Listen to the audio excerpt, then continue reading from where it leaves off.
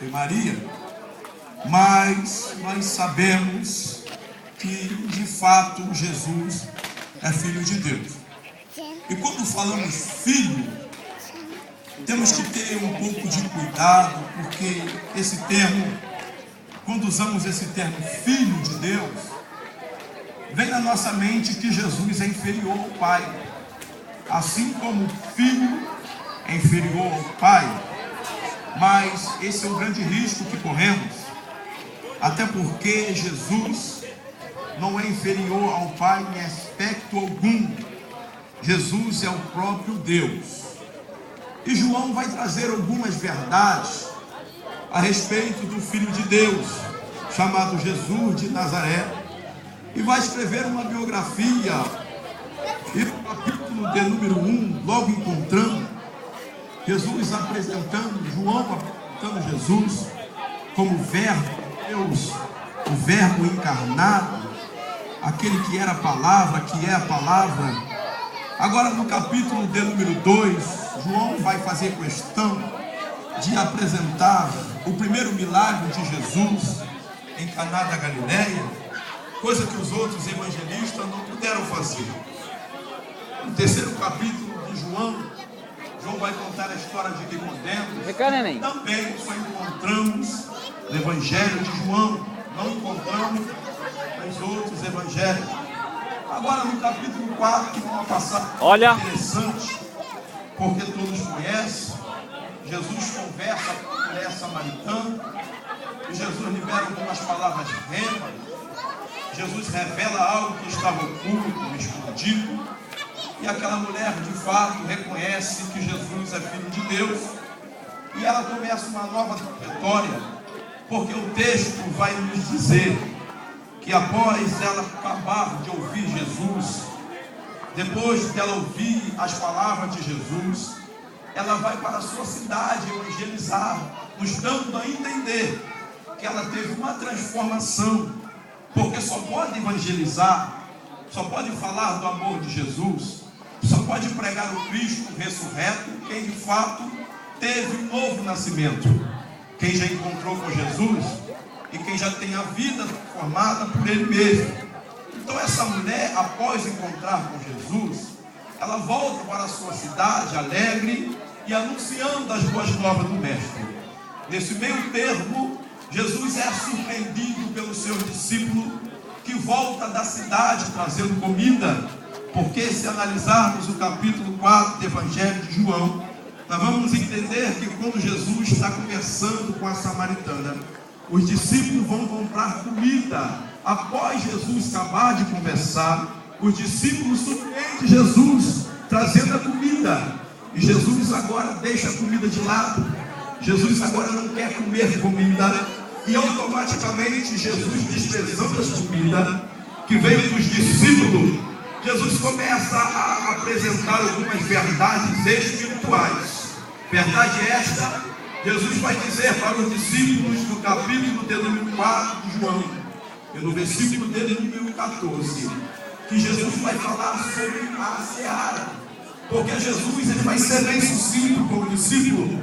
Ele vai dizer para os discípulos no versículo 14, para lermos, que o tempo da colheita faltava 4 meses, mas para Deus o tempo era naquele exato, naquela hora. O tempo é hoje, na hora de Deus, no tempo de Deus. Resumindo, no calendário dos discípulos faltava 4 meses para a colheita, mas Jesus resolveu antecipar e dizer para eles que o tempo da colheita não era deles, até porque os judeus eles classificavam a época da colheita no mês de agosto e de setembro, que era os 2 meses separados dos 12 meses que evidenciavam a colheita.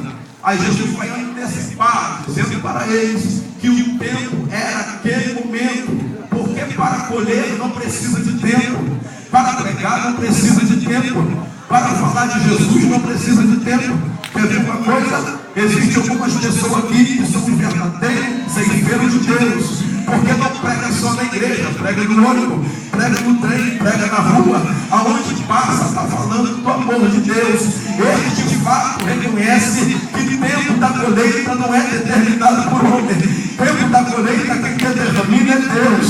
E que essa noite é determinado por Deus para nós colhermos algo aqui ou semear alguma semente, para que esse bairro venha entender que Deus é Deus aqui nesse lugar.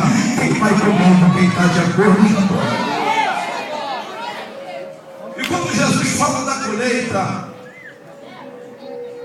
me implicou a procurar a entender um pouco sobre colheita.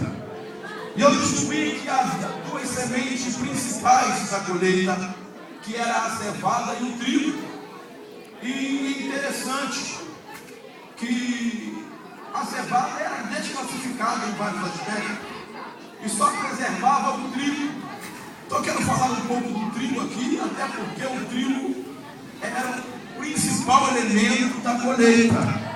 E nós sabemos que o trigo hoje na igreja evangélica são aqueles que aceitaram a fé salvífica, são aqueles que já testemunharam que Jesus é Filho de Deus. Então Deus tem uma palavra para a tua vida aqui. Interessante que quando falamos de colheita, aprendemos que a colheita era a principal atividade do Antigo Testamento. Era a principal atividade. Existiam duas atividades, que se destacavam no meio de todas.